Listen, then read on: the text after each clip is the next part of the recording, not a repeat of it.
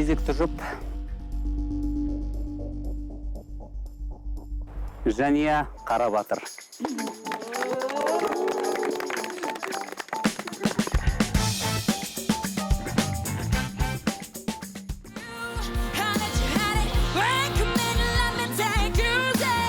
Осы жаққа келер кезде де сол Сәкен ағаға түссем екен, Сәкен ағаға түссем екен деп жүрдім да. Сол кісі бұрылды. Қатты қобалжыдым. Өйткені бұл менің ең бірінші жобам, эфирге шығуым, ең бірінші съемкаларым, сол үшін де қобалжу қатты болды. Мен шақырған кезде алады да Сәкен аға қорқытып, Мадина Жұмабаеваға қарайды. Бірақ Жания ешкімнен қорықпайтын сияқты. Өзіне сенімді. Жания, өзің ойыңша кіммен жекпе-жекке шығатын сияқтысың? Ол баламен шықсам екен деп ойлап тұрмын. Сонымен Жанияның қарсыласы. Қорқып кеттім. Арманың орындалды. Нұрболат Қосанов.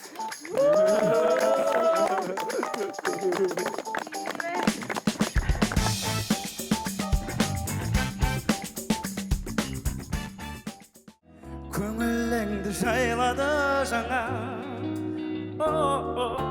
Көрмей сайлау кезінде өте қорқынышты болды. Ән айтып жатқан кезде соңына дейін тек басқа жоқ, кішкене музыканы дұрыс естімедім. Өзім басында келген кезде айттым, мен Сәкен ағаға келдім, Сәкен ағаға барам деп өзім айтқым болды. Аллаға шүкір бардым. Жолға Екеуінің де мінездерің, болмыстарың, ән шырқау ерекшеліктерің екі түрлі. Жания, сенің образың, бейнең, болмысың, бағытың, бастық әншілерге жақындау. Нұрболат халыққа жақын, кең тараған әндерді насихаттап жүрген әнші. Сондықтан екі түрлі орындаушылық шеберлікпен мықты дуэт болады деп ойлаймын. Сәттілік.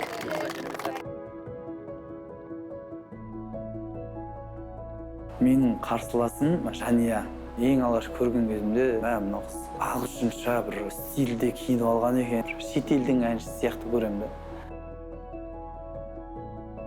Ең бірінші рет осы Нұрболатпен шығасын деп таныстырған кезде Сейфуллин Жолбарысқа қатты ұқсаттым. Өзінің тембралдық бояуы бар, қазақи үні бар. Ал менікі кішкене шетелге еліктеген, шетелдің тембрына ұқсаған дауыс болғандықтан екеуміз бір-бірімізге қарап деп отырдық қой. Ал енді Нұрболат, Жания, әзірге екі ән таңдап тұрмыз. Біреуі Жанар Дугалованың Сені.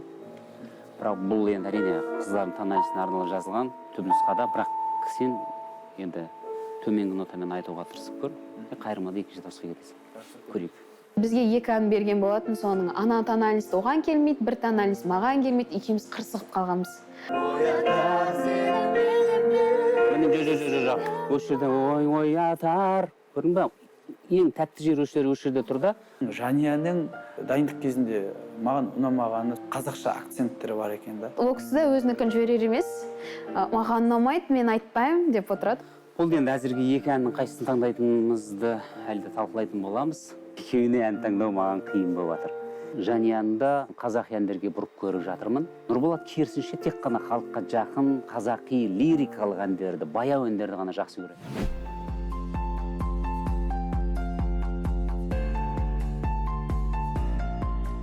Жақсы, тыныс, сосын жаңағы негізгі дауыс Нұрболат айтатын кездегі импровизацияның міндетті түрде шегелесіп жүрді.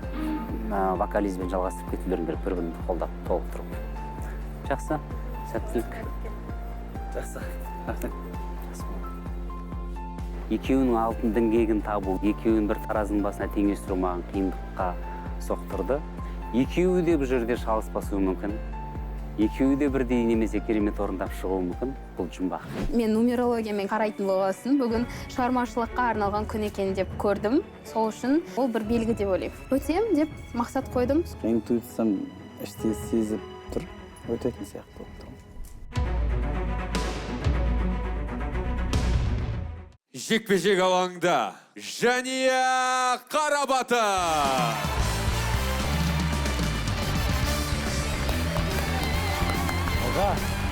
Және оның қарсыласы Нұрболат Қосанов. Нұрболат пен Жания сахнада. Не айтасыз? тек қана бұл жерде махаббат беру керек болды. Алға. Сонымен қымбатты көрермен, жекпе-жек басталсын!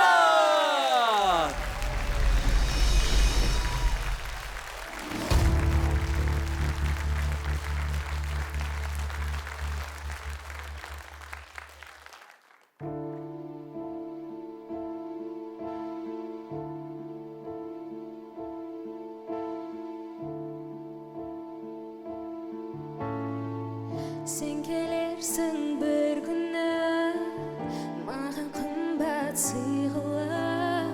Jер betinde kölkümde, janarına sığdırır.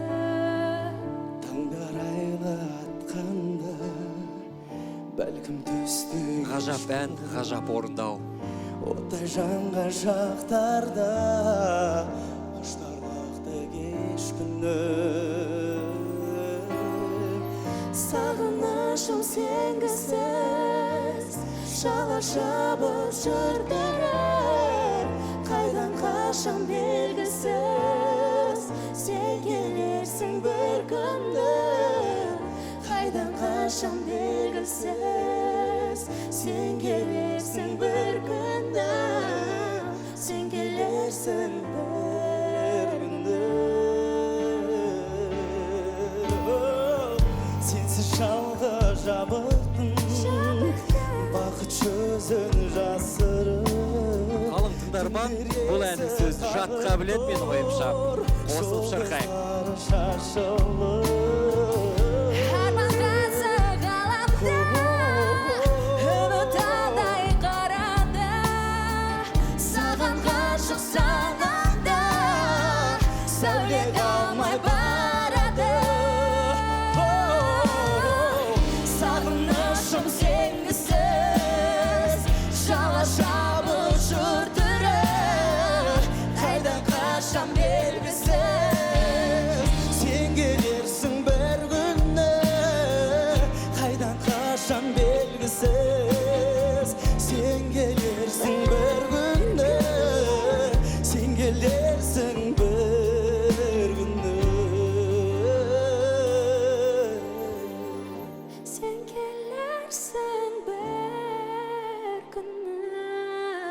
Сен келерсің бір күні Нағыз махаббатты көрсете білген Жәния Қарабатыр және Нұрболат Қосанов. Олай болса, біздің тәлімгерлердің пікірін білейік. Майра ханым. Қатты қобалжыған екеуі де музыка ойналып жатқан кезде дәл үстінен қондырып нотаны түсіре алған жоқ. Түсу керек пе де, жоқ түспеу керек пе де деп кішкене іркіліп қалдыңыздар да. Мынау иірімдер анау ішкі жүректің бір толқынымен шығу керек. Оны жасамау керек деп ойлаймын да. Жасаған кезде деп жаңағы дірілдер кейде шықпай қалады. Сіздер иірімге көбірек күш салып кеттіңіз. Мына иіріммен шығарам деп. Сондықтан маған орташа. Түсінікті, рахмет сізге. Әлем. Жәния Нұрболат. Десең. Мен әрқашан бір әнді бір жаңаша естігім келеді. Өңдеу бәрі басқаша болу керек та кавер жасағанда. Басқаша көзқараспен, басқа жағынан кіріп келу әнге. Өкінішке орай ондай байқалмады. Жай сіздер берілген тапсырманы орындап шықтыңыздар. Мен ойымша 5 емес, бүйтіп кішкене бүйткен 4 сияқты жалпы осы орындауда. Тереңірек болған Жәния, мен ойымша. Иә, Сәкен аға Жәния десең. Майра ханым, сіз кімді таңдаған болар едіңіз? Мен Жәнияны таңдар едім. Жәнияның дауысы мықты. Маржан ханым жеткізе алды ма сізге? Жоқ, шынымды айтайын, жасырмай ақ қояйын. Бұл өте керемет ән ғой. Жылататындай жағдайға жеткізе алу керек деп ойлаймын бұл әнде. Екеуіңізде де қателескендеріңіз ол дем, ритм. Екеулеріңіз екі жақта, әрқайсыларыңыз өздеріңіздің әлемдеріңізде болдыңыздар. Және тональность биіктеу болған секілді, сәл жетпей тұрған шақтар өте көп болды нотаға. Әрине субтонмен бұл айтқанда фальцетпен көбінесе айтып шықтыңыз, ол оңай емес. Көрініп тұр Жәнияның мүмкіндігі жан жақта екені. Нұрболат айтатын болсақ, Нұрболат өзінің еркін сезініп тұрғаны сезіледі, өйткені осы әндерді тыңдап, жан тәніңізге жақын секілді. Ол бірақ сіз керемет орындадыңыз, және насып кеттіңіз деген әңгіме емес, мүлдем. Бұлай шындыққа келетін болсақ, қарсылас қой енді бізге де. Сол себепті шындығымды айтуға қорқып тұрмын мына жерде деп па? Әрине, Әлі сіздегі біреуін қалдырғың келіп тұр ғой өзіңе. Мен жоспарымда сондай болып тұр деп па?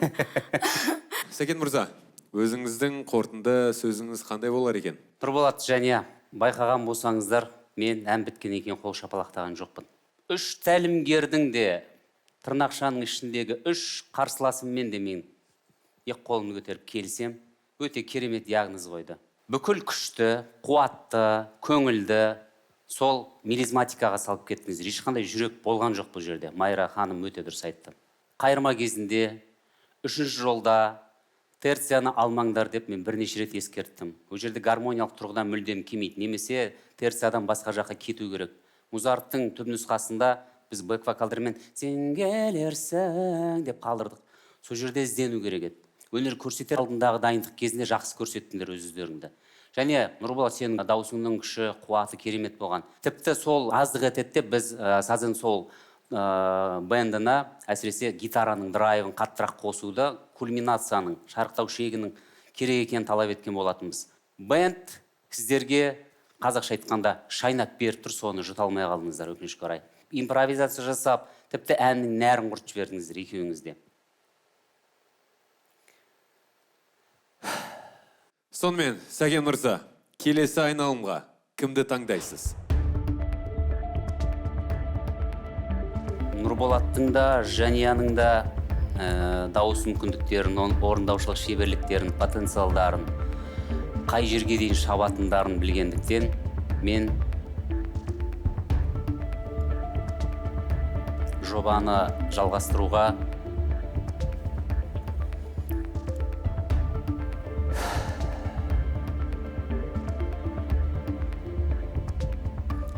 Жания Қарабатырды қалдырамын. Қазақстан дауысы атануына тағы да бір мүмкіндік алған Жания Қарабатыр. Біз шын жүректен құттықтаймыз. Үлкен рахмет.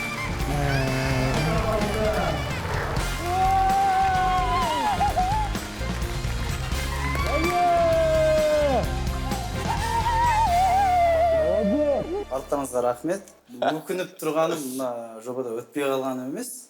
Мен өкініп тұрған мына әнді жеткізе алмай қалғаным, осы жерде айта алмай қалғаным да. Сосын ғана өкініп. Дым қобалжыма, уайымдама. Иә, Алла Расулар әлі алда. Тек қана сәттілік тілейміз, Нұрболат. Көп рахмет. Сәттілік, Нұреке. Алтын бауырым. Шығармашылығын шабыттар, отбасына амандық. Жақсы, сау болыңыз. Сәттілік тілеймін жаным.